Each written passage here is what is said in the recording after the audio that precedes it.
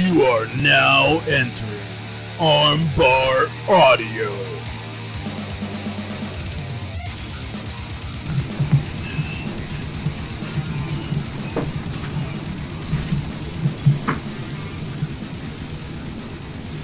What is up, ladies and gentlemen? Welcome to Armbar Audio Live. I'm Tim Farley, your host. Next to me is my trusty companion, John Kearns. What's up, everybody? Today is a return to form, but in a live setting. The first piece of news we're going to talk about is the new acquirees at the WWE Performance Center.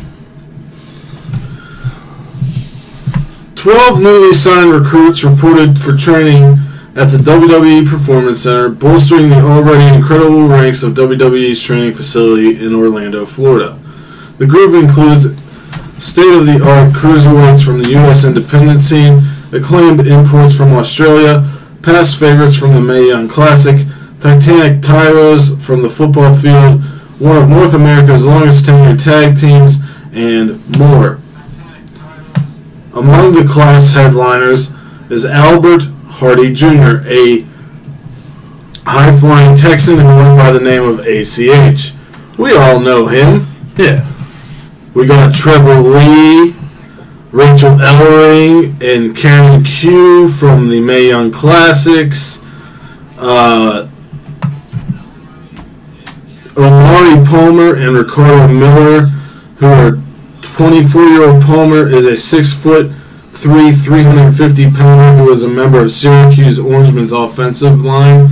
Originally from Coram, New York, Palmer also played basketball and lacrosse, as well as wrestled in high school. The imposing big man attended a WWE Performance Center tryout in June 2018. Miller, 26, was a speedy tight end and wide receiver who played at the University of Michigan, where he was a member of the 2011 Sugar Bowl championship team, and later the University of Massachusetts. After college, he joined the Saarland Hurricanes in the German Football League. Standing 6'3" and weighing 220 pounds, Miller, like Palmer, impressed WWE scouts at last June's tryout in Orlando. We have Samuel Shaw of former Impact fame and NWA recently. Two of the class's most veteran wrestlers are Jeffrey Parker and Matt Lee, a popular tag team from Quebec known as 3.0. They began teaming in 2002 and spent their formative years conquering duos in Canada before expanding in the United States. Parker, who has wrestled under the name Jagged, and Lee, who has gone by the alias Big Magic, both began wrestling in their teenage years. Their athletic backgrounds also include baseball, hockey, and football. Jonah Rock, Brendan Vink, and Jermaine Haley, meanwhile, came to the WWE Performance Center after making their name in Australia's surging independent scene. While competing down under, they were frequent tag team partners and colleagues in the stable of the Mighty Don't Kneel, the same faction Shane Thorne helped found. I didn't realize that was a faction. Yeah. I thought that was just Shane Thorne and Nick Miller. Nick Miller is gone now, unfortunately. I guess they were a tag team that became a faction. Yeah. So that's pretty interesting. Cool stuff, though. A lot of good recruits there that I could see. Yeah, I didn't expect to see ACH. I heard a lot of rumblings about Shane Strickland. I didn't hear anything about ACH. Nothing about ACH. But I think he'll do well in the 205 Live scene. That's allegedly where Kushida said it as well. Hopefully, they could do something with Trevor Lee. Yeah. Give him a character, please. WWE, please give the man a character. Well, he had that old Cult of Lee thing in Impact. I'd say didn't do anything. Maybe have him be part of this new shit that Bray Wyatt's trying to get going. Possibly. So, from the time period you last saw us till now, there was a rally for Double or Nothing at the MGM Grand Casino. It was a ticket party thing. Yeah. Yeah. First, we got to see Excalibur, who will be apparently being the part of the announce team for AEW. Exolicious from Lucha Underground, also known as Sonny Kiss, showed up, and he will be at Double or Nothing. They announced a partnership with AAA from Mexico. Their cruiserweight champion, Sammy Guevara, showed up, and he will be at Double or Nothing. Adam Page came out to talk about Double or Nothing, but was interrupted by the hideous, dastardly bastard Pac. That bastard. And they made a match for Double or Nothing. Adam Page versus Pac. We got the Young Bucks, who introduced the Best Friends. The Best Friends being Chuck Taylor and Trent Beretta. They have signed to AEW. The Lucha Brothers show up, and Super Kick and Package Piledriver, the Bucks. Yeah. So now it's the Lucha Brothers versus the Young Bucks at Double or Nothing. We get Brandy Rhodes come out. She says Yuka Sakazaki from Tokyo Joshi Pro and Asia Kong, the legendary Asia Kong, will be at Double or Asia Nothing. Kong was really cool. From what they were saying, it doesn't sound like she's officially signed, but it sounds like She's on the show. She'll be at Double or Nothing. Yeah. They announced that Kylie Ray, a big independent female star, has signed. And also, the first ever transgender big name wrestler, Nyla Rose, has signed. Which a lot of people got up in arms about on the internet. And guess what? If you don't like Sonny Kiss or Nyla Rose getting signed or being on a bigger platform, then you are on the wrong side of history. Yep. And you probably shouldn't watch us anymore. Ooh. This just came out. Britt Baker versus Nyla Rose versus Kylie Ray is on Double or Nothing. It is a triple threat match. Awesome. So I'm guessing the two Japanese talents will be wrestling each other. Yeah. SCU came out to discuss their after party called SCU All Night. SCU! And then OWE, the CEO, the president, and SEMA all came out, and SCU challenged SEMA and two of his guys to Double or Nothing, who I expect to be T-Hawk and L. Lindemann, as they are... T-Hawk I've heard of, the other one I haven't. Yeah, they were from Dragon Gate. They all left at the same time to go to OWE and help out there. Okay. So, and then we get a video that says, a new foe approaches. Yeah. So cool. Kenny Omega. Smash Brothers love. Kenny says he saw the change. He always talks about change the world. And he actually saw it at All In. Jericho came out while Kenny was up there. A shoving and punching brawl started until it was broken up, and Jericho was taking him back. Kenny took Jericho's fedora and put it on and gave his signature good night and goodbye. We found out today that Double or Nothing sold out in 4 minutes. I don't know about you guys, but I loved All In, and I am so pumped for All Elite Wrestling and Double or Nothing. Absolutely. The more we find out about this company, the more intrigued and excited I am. And this goes back to their first press conference, where Matt Jackson said, we don't care what your gender is, we don't care your religion, your creed, if you're an elite athlete, we want you. That's why Sonny Kiss and Nyla Rose is there. Yeah, so, and they're also representing WOW, because one is the women's champion and one is the main champion. As Sonny Kiss is he's not transgender, he's, he dresses like a lady, somewhat. He's a transvestite. That's not a taboo term. Oh, okay. All right. Yeah, so I'm pretty excited about these people getting on there. The only thing... As Eddie Izzard would say, he's an executive transvestite. The only thing is, aside from Cody, Jericho, Kenny, and if you want to throw Pentagon in there, there's no heavyweights in AEW yet. Are any of the XCU guys heavyweights?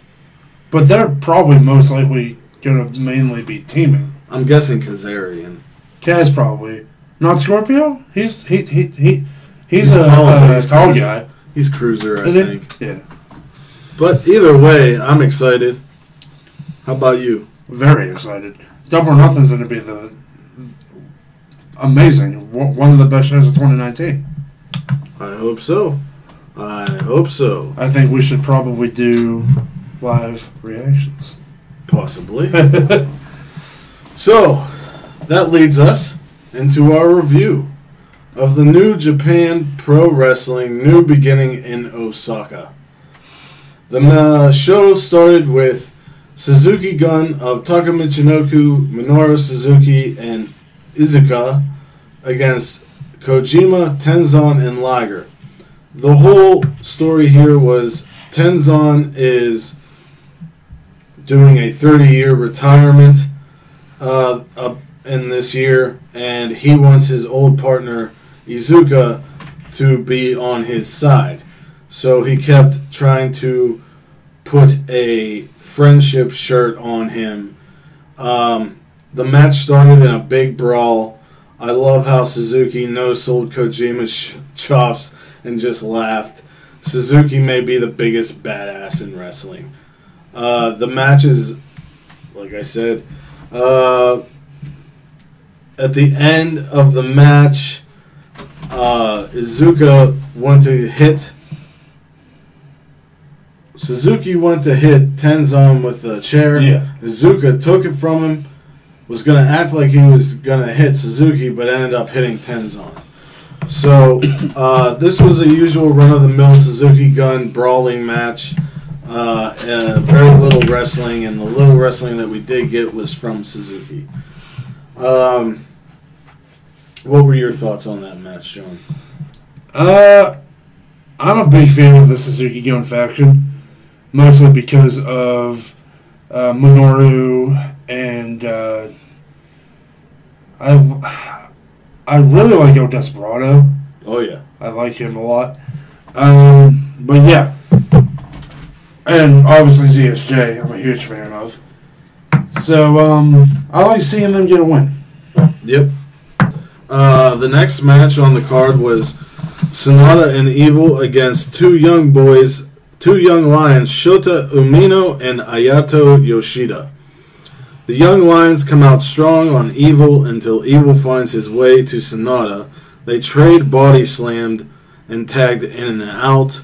After a nice showing from Evil, Shota hits a missile dropkick and tags Yoshida in. Yoshida had a lot of spirit, chopping and kicking Evil until Evil puts him down. Shota hits a deadlift German on Sonata for 2.5 count. Los Ingobernables de Japón hit the Magic Killer for the win. This match really showcased Yoshida and Shota, who will be big stars in the future. Yeah. Yep. Was that not for the titles? No. Why not? Sonata and Evil. Because they're young lions, it was just a... They're defending against anybody, though. Sonata and Evil are that way. But I understand the young lion thing. There was a match on this card that possibly had their contenders in line. Good. So, but we'll get to that. The next match was Tai Chi, Kanemaru and Desperado versus Shingo, Bushi, and Naito. Tai Chi focused on Naito's injured neck early on. A lot of fast-paced offense from both teams. It was a real spectacle. The match ends when Naito hits a Destino on Kanemaru for the win. Afterward, Naito and Tai Chi exchange words, and it seems like Naito is telling him to bring it if he wants a shot at the IC title again. Bushi really shined in this match. After the match, Roppongi 3K attacked Shingo and Bushi. take the tag belts in the ring, and they make their intentions known to be the next challengers until they give the belts back. Thoughts? I want Roppongi 3K to become junior tag champions. But what about Shingo and Bushi? Shingo's not a junior. I can't believe that they're still going on with this. All right. The next match was nothing to write home about. It was Chase Owens and Yujiro Takahashi against Honma and Yoshihashi. You're just going to talk about Chase on the case and Huge like that? I mean, it was all right. It was a slower-paced tag match that showed off Honma, but unfortunately, he lost the match after a package pile driver from Chase Owens. Yeah. This was the end of the undercard. After this match, Kota Ibushi came out in a suit, and he addressed the New Japan followers and said that he is staying with New Japan Pro Wrestling and is looking on to the New Japan Cup. I'm very excited for the New Japan Cup. Yes. I can't wait. It was pretty awesome last year. Yeah. So the first match on the main card, we had Tama Tonga and Tonga Loa, the Gorillas of Destiny, against Tony Makabe and Taro Yano. Now, that's what I was getting to earlier. I think the winners of this match will go on to Wrestle Evil and Sonata. Yeah. The Gorillas of Destiny attacked from behind during the other team's entrance. Bad guy Tama Tonga hits Yano with a purse, then opens it and hurls all the contents onto the ground. Yep. Beautiful power slam by Loa to Makabe. Yano throws Tonga into an exposed turnbuckle. Jado hits Makabe in the back with a kendo stick and a gun stun from Tama Tonga, but Yano shoves Loa into the pin. Tama hits Yano with the stick and a gun stun for the win, but Tama goes swinging at everyone. Young boys, announcers, TV crew. He even threw a cameraman off the stage. It was absolutely crazy. I love bad guy Tama Tonga. Looks like Gorillas of Destiny may be next in line for Evil and Sonata. Tama was brutal in this match. He was absolutely nuts. He didn't give a shit who he was hitting. He didn't care about what he was saying, who he was hitting, what he was doing. And he just comes out of nowhere with those gun stuns, man. It's ridiculous. Who do you think is a better gun stun, him or Carl Anderson? Him. I agree. Tama Tonga hits the best cutter in the business. Yep, I agree. He's better than Randy Orton. I mean, he's not better than Randy Orton, but the finisher, he's better at the finisher, for sure. I don't know that I wouldn't say he's better than Randy Orton. I don't know. Okay, Randy Orton sometimes phones it in. Yeah. When he doesn't phone it in, he's one of the best wrestlers on the planet. It's like Nakamura. I think Elimination Chamber, he's a very worthy contender for that title. And we will be talking about that. The next match was for the junior heavyweight title. Taiji Ishimori, the Bone Soldier, putting up his title against Ryusuke Taguchi. Taiji reversed a hip attack into an atomic drop. Taguchi hit a huge diving crossbar to the outside, a missile dropkick, and a no-touch tope con hilo in succession for a 2 count. Taguchi hits the Three Amigos for 2. Back handspring kick stops Taguchi's momentum. Taiji hits the sliding German. Ishimori makes it to the ropes after a grueling ankle lock, and Taguchi focuses his attack on the leg and knee of Ishimori. Taguchi hits the bummer knee, which is like the Bamaye. Yeah. Then back to the ankle lock before the rope saves Ishimori again. Ishimori hits the bloody cross, but his knee took too much damage, so he couldn't get the pin. Back to the ankle lock, and Taguchi pulls him into the Dodon for 2. Both knees crush Taguchi in the corner. A Death Valley driver for 2, and then a bloody cross puts Taguchi away, as Ishimori retains in a compelling match. Taguchi proved he can still go, and Ishimori proved his endurance. After the match, Ishimori points at Liger, who is on commentary. Yeah. Liger accepts Ishimori's challenge. I find it interesting that the champion is challenging someone. It just goes to show you how much of a legend Jushin Thunder Liger is. Yeah, it also speaks volumes to the confidence of Taiji Ishimori. I agree, but usually you see someone challenging the champion. Yeah. So I feel like this is a case where the champion is saying it's time for a new. Yeah, and he wants to fight people, and he wants to beat people who the fans respect and admire so much. Right. The penultimate match, Bad Luck Fale, who is not the underboss anymore. He is the Rogue General. Flanked by Chase on the case and Yujiro Takahashi. Huge. goes against Kazuchika Okada, the Rainmaker. And he actually still was the Rainmaker. I thought it was a good match. There was lots of Okada's signature offense. Good stuff. And he was trying to overpower Bad Luck Fale a lot. He actually got him up one time. Yeah. He got the neck breaker. The knee neck breaker. Yeah. Yujiro and Chase came in and beat down Okada while Fale had the ref. But Yoshihashi made the save. Bad Luck, Fale, and Okada have wrestled 7 times now, and Okada is up 1. It's always good to see Okada wrestle a bigger guy. Before Walter signed to WWE, I really wanted Okada and Walter to wrestle just to see how it would be. Would have been really cool.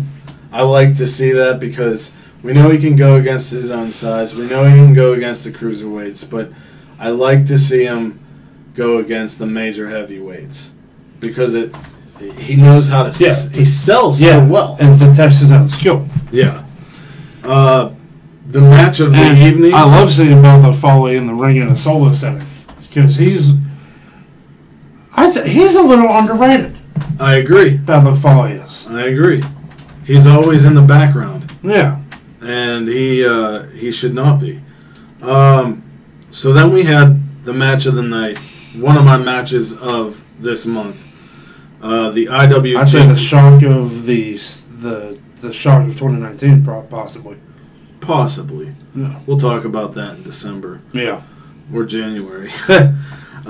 IWGP heavyweight title match, Hiroshi Tanahashi in his first title defense against the Switchblade Jay White.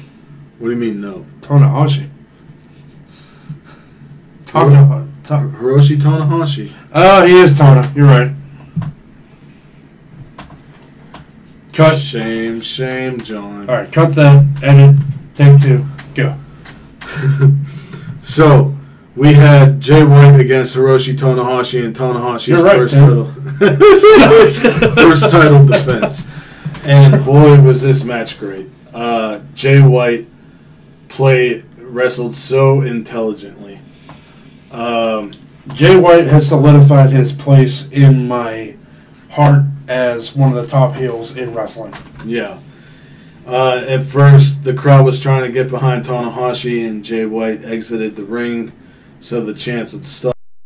The TTO, Tanahashi tapped out. He went after that knee. He did the TTO, but Tanahashi didn't tap out. We got some high-five flows, some twist and shouts, some dragon screw leg whips. But ultimately, in the end, Jay White hit the Blade Runner and has become the new IWGP heavyweight champion. Yeah, he walked out with that title officially. He didn't just take it this time. Everything Jay White has said has come true. So just believe the man. Just believe the man. If he says he's going to do something, let him know he's telling you he's going to do it. Yep. But I was just so impressed at the intelligence in the ring and outside and psychologically of Jay White. I don't think that this is over. No, not at all.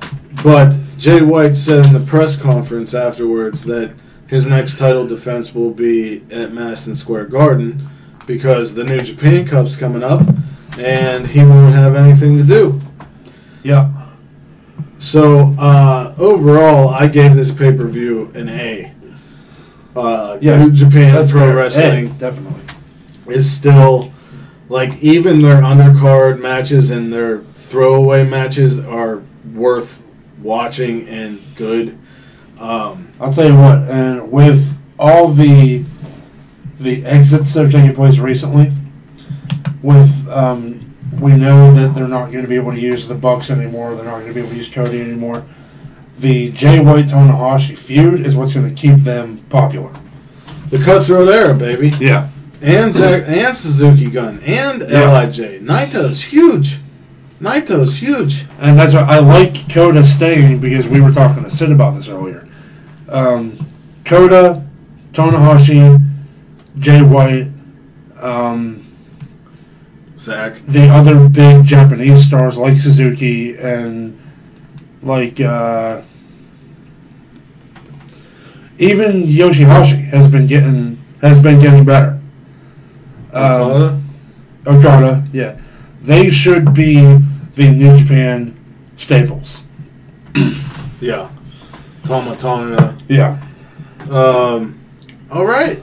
So, we're going to get into our Elimination Chamber predictions. Woo! Up first, we're going to do the Cruiserweight match. It's Buddy Murphy against Akira Tozawa for the WWE Cruiserweight Championship. John, who are you taking?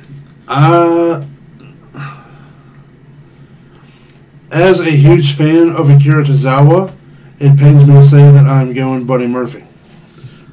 I agree. Yeah. I don't think Buddy Murphy loses at Elimination Chamber to Akira Tozawa. No, not yet. I don't think Tozawa holds the star power to take it off Buddy Murphy. Are we going to see Kushida show up before Mania or after? You know, they could go either way with it. Yeah. But it would be good. Well, it depends on how fast they shoot up ACH and Trevor Lee and Kushida. Yeah. It has to be one of those three. Well, Cedric Alexander. Alexander turns heel. Alexander needs to turn heel. Yeah. Right now. Like, today. The next match. Speaking of Gulak, real quick. If you haven't watched his match with Matt Riddle on the latest NXT, incredible. Very good stuff. Yeah. A Matt classic, as it were. The next match, Braun Strowman versus Baron Corbin. Who saw that coming? Let's see. Who do I pick? I don't know. I don't care. And I probably will take a piss. That being said, Braun. That being said, Braun. After that, we'll go with the tag team titles for the SmackDown side. You got The Miz and Shane McMahon against the Usos. Nerdy Mark picks Buddy Murphy and picks Braun. Well, he's on par with us. The Miz and Shane McMahon versus the Usos. What happens here? I want the Usos. I want the Usos to win because they're a real tag team. I want the Usos to win because they're a real tag team, but I think there's going to be some type of shenanigans, and Miz and Shane McMahon are going to go to WrestleMania with the titles. Most likely. Or if they do lose them here, this can start what should happen. The Miz turning on Shane McMahon and them possibly having a match at Mania. I like that idea better. I like that idea better than mine. I'll go with that. Because I know they need to have Shane have a match at Mania. Just let the Miz beat the shit out of him, please. Just skull crush him into finality. Even though he's the world's greatest wrestler. Please don't. Or wasn't it best in the world? Shane McMahon is now CM Punk. Anyway, we have a handicap match for the WWE Intercontinental title. Finn Balor is facing Lio Rush and Bobby Lashley. And if he pins Lio Rush, Bobby Lashley loses the title. We've heard rumblings of a Finn Balor push. We've heard rumblings of Finn Balor versus Undertaker at WrestleMania. Ooh. I think that does not happen. And I think he wins here. I think he pins Lio Rush. I think this starts a rift between Rush and Lashley. Yeah. And Finn goes into WrestleMania or Fastlane if he defends it there with the Intercontinental title. I think his challenger will either be Lashley, or it looks like they're using the last bit of time with Damien Ambrose to build up EC3. Yeah. It might be EC3 versus Finn Balor at WrestleMania. That'd be good shit. That'd be a good match. Yeah. So I don't care what happens as long as Finn walks out with that belt. Yeah. I don't give a shit about Bobby Lashley. And I think it would fit him really well. Like, he's been wearing the white boots a lot. Yeah. I think it would go well with his attire. And I know that's weird to think about, but I don't care. Part of professional wrestling is image. Right. So, imagine this. Ruby Riott versus Ronda Rousey for the title. For the Raw Women's title. All this stuff about Becky Lynch and Charlotte going against Ronda at WrestleMania. Do you think Ruby has a snowball's chance in hell? Yeah.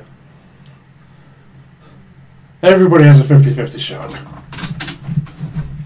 No. It'll be a good match. Any person with two hands has a fighting chance. What about one hand? There's never been a one-arm wrestler. What about that guy? What about that guy who got famous? He had no limbs. No limbs?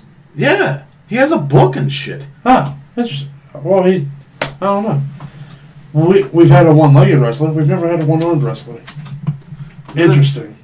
Well, didn't they do matches with arm behind the back and all that? Yeah, but that's not like... I don't know. Amputee. Yeah. Anyway, I'm picking Ronda Rousey. There's no chance in hell Ruby Riott's winning. Yeah. But Ruby Riott will put on a good show. I think I want to pick Ruby just because if it does happen, like, if we were putting money on this, I'd work out a millionaire if Ruby won. Well, we're not putting money on it. I know. If you're not walking out a millionaire. I know, but, like, it would be some shit, wouldn't it? It would be. So next, we're going to go to the Tag Team Elimination Chamber match for the inaugural WWE Women's Tag Team Championship. You got... This match is going to steal the show. Really? I'm saying it right now. I hope so. Nia Jax and Tamina, who are calling themselves the Samoan Slayers or something like that. Oh, that's a cool name. I didn't know that. Against the Riot Squad of Liv Morgan and Sarah Logan. Against two females who have been in an Elimination Chamber match, Mandy Rose and Sonya Deville. Versus the Iconics of Billie Kay and Peyton Royce. Against Bayley and Sasha Banks. Against Naomi and Carmella. I think we can safely say that Naomi and Carmella are not going to win. No. It's probably either going to go with Sasha and Bayley, or the Riot Squad.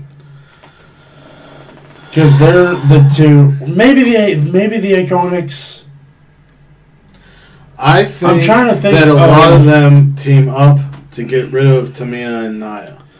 Yeah, and I don't think Riot Squad's winning. I'm trying to think of who in the match has been showcased as a legitimate tag team. The Iconics and Bayley and Sasha, but Sasha Not keeps. the last one? Oh, well, Mandy Rose and Deville and Riot Squad. Yeah. I guess so. But I think something's going to happen where the Iconics win over Bayley and Sasha. I wouldn't mind that at all. I've been a fan of them since finally, Sasha and Bayley will have a fucking feud. because the past couple weeks on Raw, Bayley and Sasha have been tag teaming, and Sasha has been hurt in the middle of the match. Yeah. And Bayley has had to fend for herself. So if she's getting hurt in regular matches, what's she going to do on that Elimination Chamber? Right. So I'm picking the Iconics. Who are you picking, the Riot Squad? You know what? I'm going to go Sonya and Mandy. That's a solid pick. Because I like Sonya Deville. I like Sonya Deville, too. And I don't mind Mandy Rose, but I'm a huge Sonya Deville mark. Right. And the final match for the WWE World Title, Daniel Bryan against AJ Styles, Jeff Hardy, Randy Orton, Samoa Joe, and Kofi Kingston, the 60-Minute Man. Now, let me tell you. Sad to see Mustafa Ali lose a spot, but happy to see Kofi fill it. Kofi Kingston deserves one title run.